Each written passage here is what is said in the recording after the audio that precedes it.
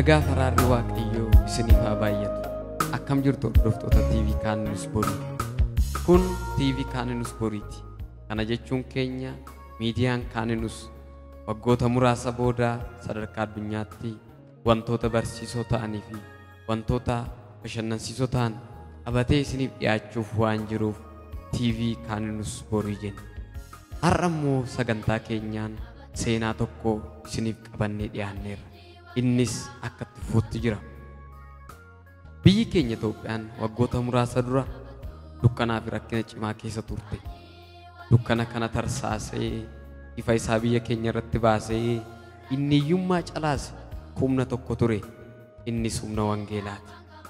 Wangeelli jaarraa tokkoffaarraa kaasee yookiin bara ergamootaarraa jalqabee ari'atamni guddaan irra tureera. Keessumaa biyya keenya keessatti bara mootummoota akka Haile Sillaasee fi Dargii irratti ari'atamni guddaan wangeela irra ga'eera. Fakkeenyaaf amantoota bara sana turan irratti biyya irraa ari'uu, mana amantaa irratti gubuu, mana hidhaa keessatti dararaa garaagaraa irraan ga'uun tureera. As keessatti namoota harka isaanii osoo hin laatiin du'a osoo hin sodaatin amma irraatti dhaabbatanii jiran seenaa namoota sadii godina Shawaa Lixaa aanaa Daannoof naannoo ishee irratti kan argaman kan jabaatanii dhaabatan har'allee warra cimanii jiran isiniif qabannee dhiyaanneerra. Kan kana qopheessee faarfattoota garee Kaanus Sayyoo ture. Kanaaf maal fakkaata laata? Gatii akkamii baasanii wal faanatti fuunee ilaallaa. Turtii gaarii isiniif haa ta'u. Dhaamsa addunyaaf ta'uu dhalata biraan ga'uu. Dhaamsa addunyaaf ta'uu dhalata biraan ga'uu baay'inaan. Dhaamsa addunyaaf ta'uu dhalata biraan ga'uu. Dhaamsa addunyaaf ta'uu dhalata biraan ga'uu baay'inaan. Halleluu sergaa qabnaa halleluu. Halleluu. Dhaamsa qabnaa halleluu. Ergaa baannee mafteenya halleluu. Halleluu. Halleluu sergaa qabnaa halleluu. Halleluu. Halleluu dhaamsa qabnaa halleluu. Ergaa baannee mafteenya halleluu. Halleluu.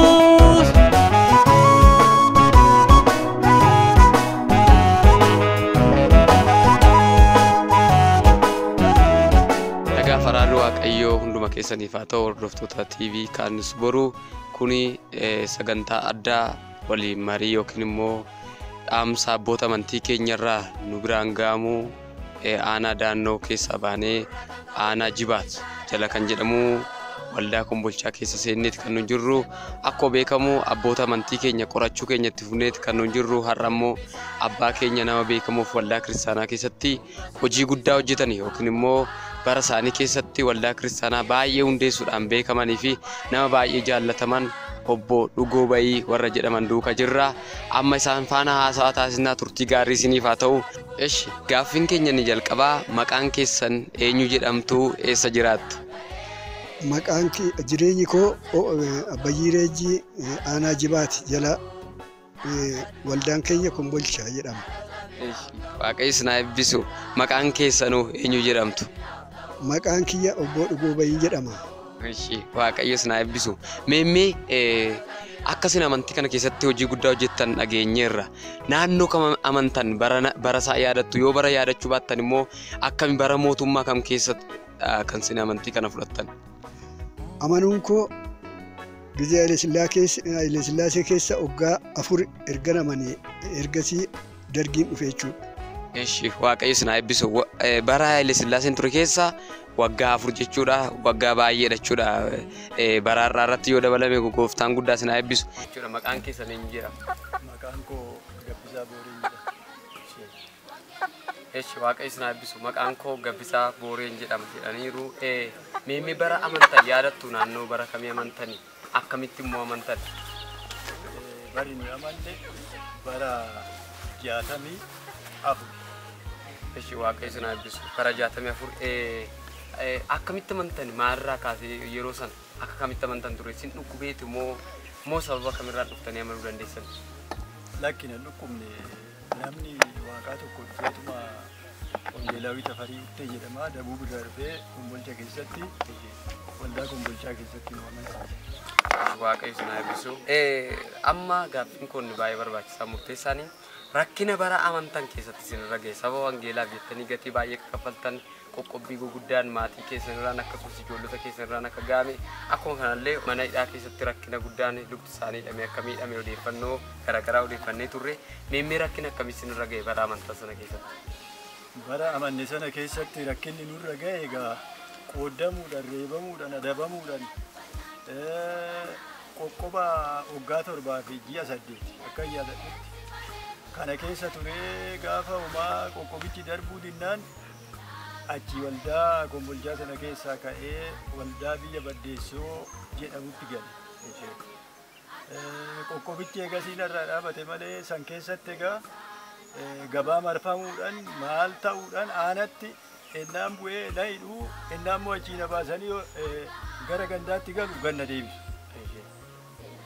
Namoonni wajjin amanne hundumtuu na bira harcaanii anii fi jaartii koobichaa namne nu immoo yeroo sana nama maatii lamaati. Waaqumti kun waan nu godhu hin arginaa ilaalla inneetuma cinna itti hafne duunus jireennus waan feenu waa godhanne itti hafne. Bakka waan nama ajaa'ibu qonna koollee ennaan qonna qotee ka'ee nani boruun facaasa jiru har'a nama bakka bu'u. Qonna nama buqqisanii bishaan ofii dhugan irraa nu dhoowwanii isiyyaa dhugaa malee bishaan keenya irra kasiiftu waan ta'eef soomta waan ta'eef bishaan keenya balleessituu jedhanii bishaan irraallee burqituu isaan irraallee dhoowwate. Kana kanaan bakka homaa qoqqobichi nurraa buudinnaan biyya kanatti galle. Sana gidduutti immoo amma godaannisummallee nan qaba amma godaannisa mataa miila koona hidhanii kana laala. Amantaa kana gadhiisi. Yookaan immoo sangaafa hattuun biraa hatte situ kaffala jedhamee ati ganda keessa waan biyyaan tokko ta'iniif waan biyyi jedhe waan diddeef sangaa kana kaffalta. Oo amantaa dhiifte nus sangaa kaffala. Oo amantaa dhiisuu baatte sangaa kana kaffalta jedhanii akkanaa deemuudhaatti. Waaqayyo garuu jalaa na baase. Ani sangaa sanas hin kaffalle. Haa ta'u kaamee waaqi godhuun laalaa harka koo natsaa otoo hin jiru akkumatti sangaa kana na kaffalchiiftan arga jedhee galdaan walitti bu'aa wal falmaa ture. Waaqayyo galata argatu yeroo sana namni naa mirmatu namni naa iyyatu hin jiru. Ijoollee lama bichaan qaba ture yeroo sana. Kanaan ala wanni isaan irratti raawwatan hin jiru. Yeroo tokko araqee dhuguu dinnaan araqee dhugsiisuudhaaf jedhanii wantoota garaagaraa mulluufaatti naqaniitu akkasiin dhugdan isin gochaa turanii kan jedhu kaafamaa ture. Akkam kun dhugumaamee waan kana nuuf ibsame? Ilaa ennaa sana manuma hidhattu har'a na hidhuu boru nan ba'a har'a kanuma na hidhu waan ennaa na hidhan immoo araqee farsoo guuranii dhufu. Kaleessa dhugaa turte hin dhugdaa jedhan hin dhugu jedhe. Hin dhugu asumatti na kuttu malee gaafan jedhee diduu qabnee wagaanaa jedha. Achumaan namu alaa keessaa maali dhugaatiin kun fedhiidha malee alkooliin dhugina jedhanii nu dhoowwaniiru karaa keenya iyyuu nu dhugnu jedhee namumti wayii dubbannaan dhiisan. Achumaan an bira darbee nas wagaanee hin dhugnanis nan dhiise.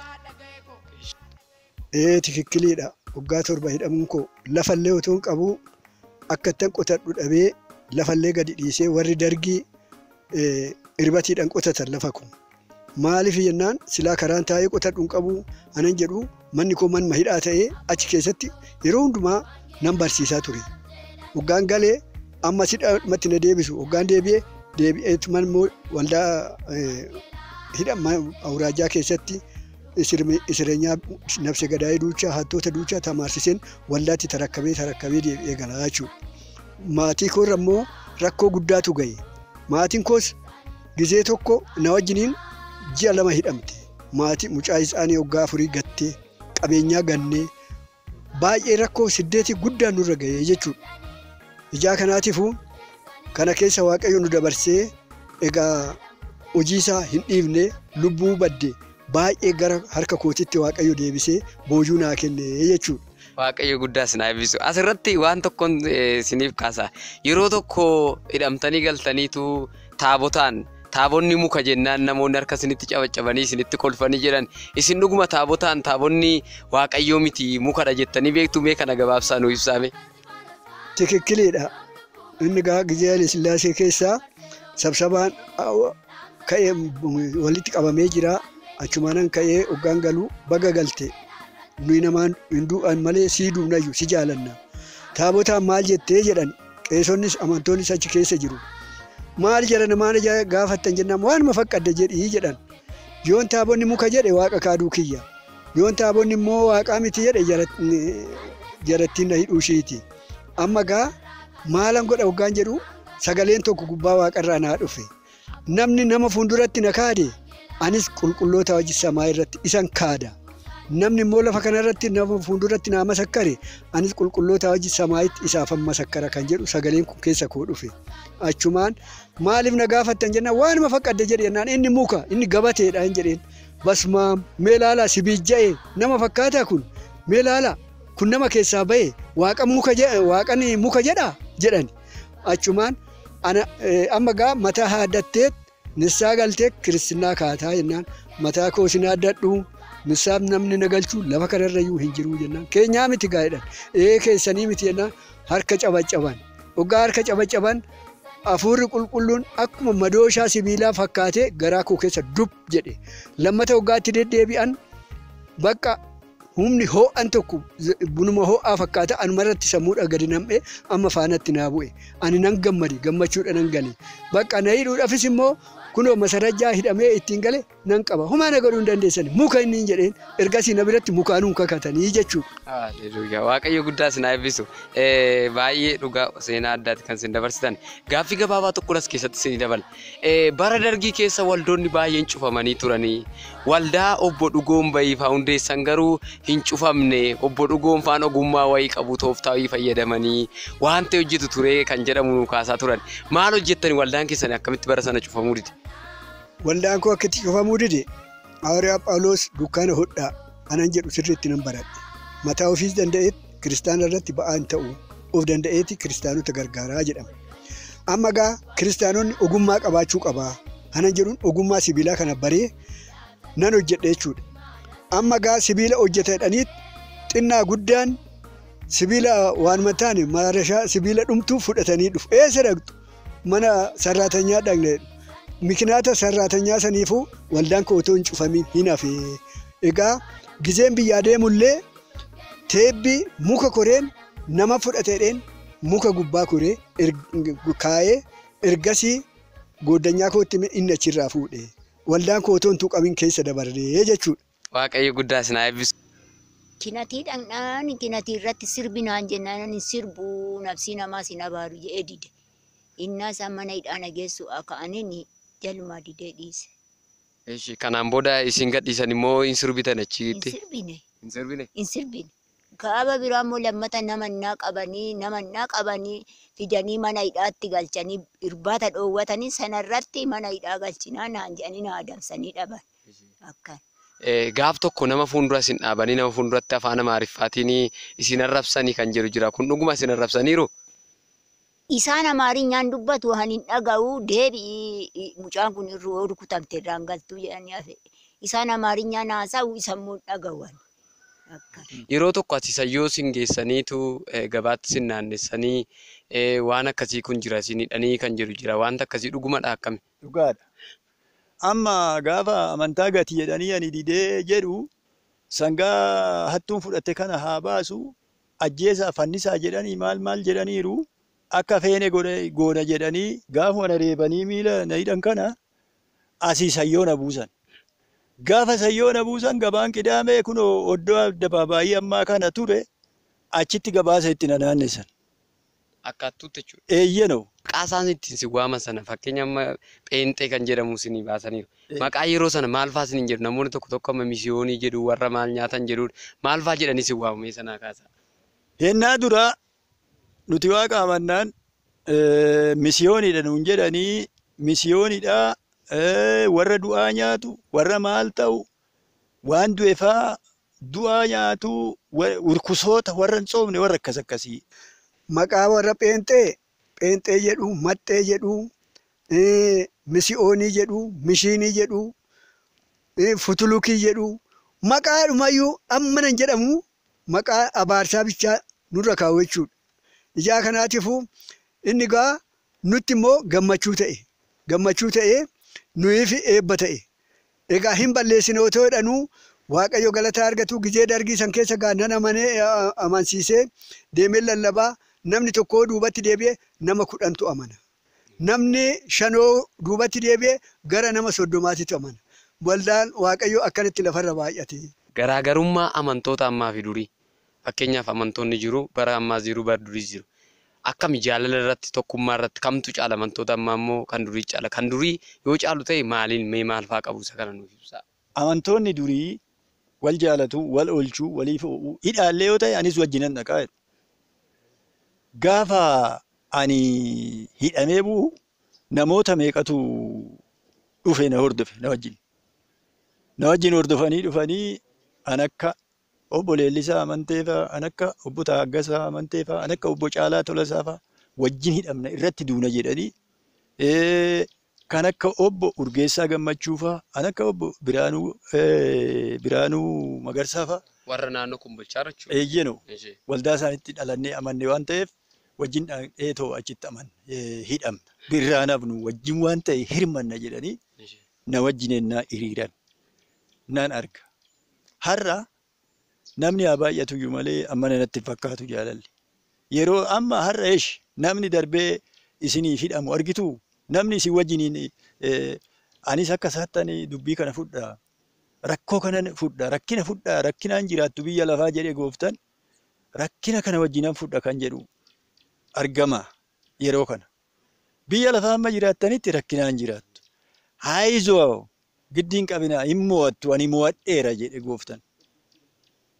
Sagalee abdiisaa kanaan mo'annee keessa dabarree guyyaa kana geenye.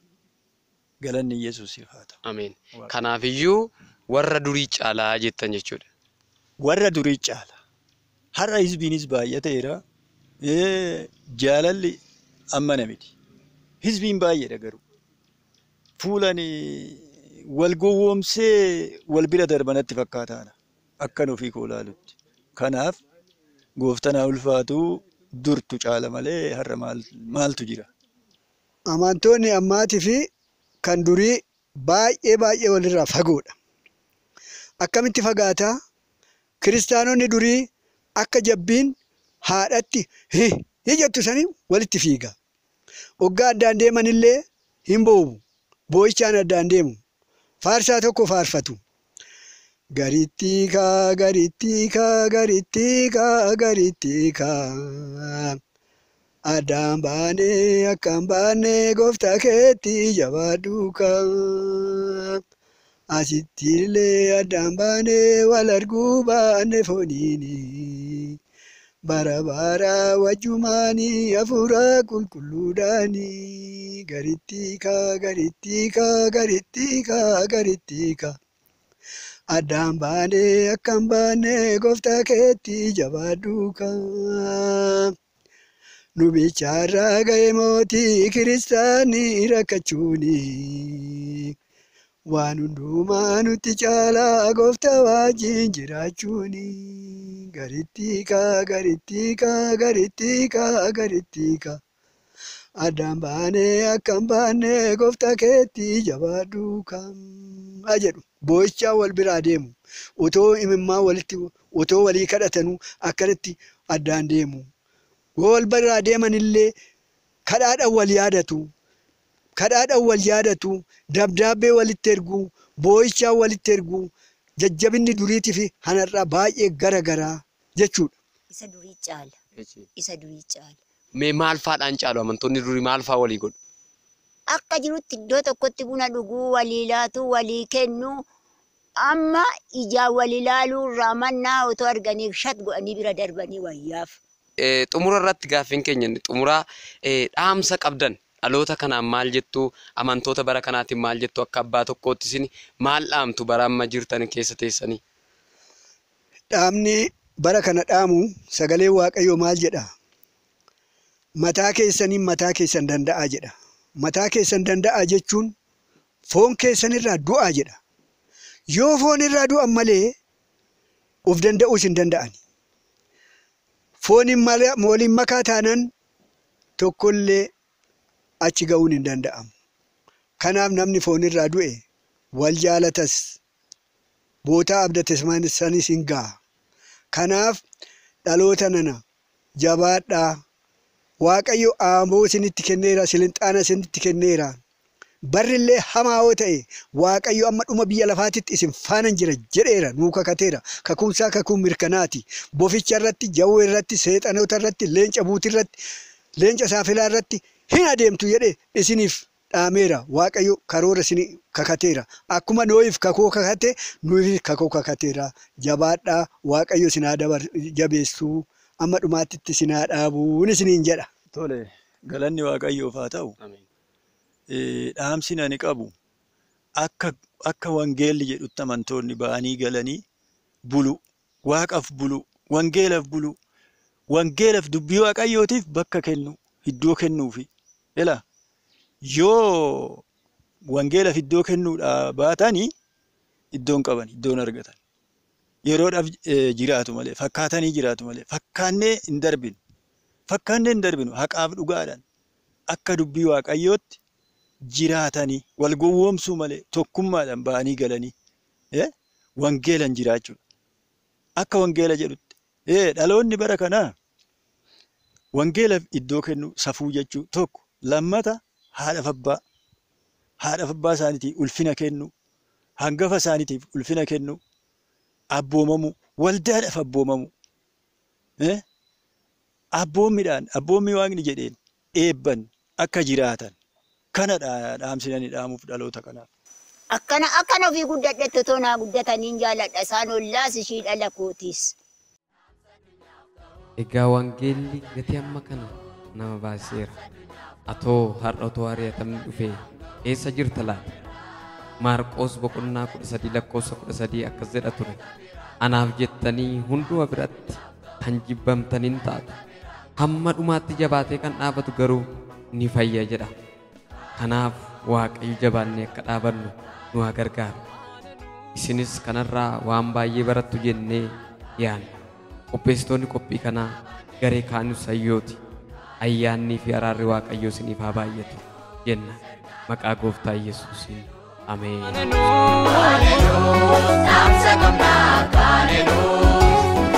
Hallelujah,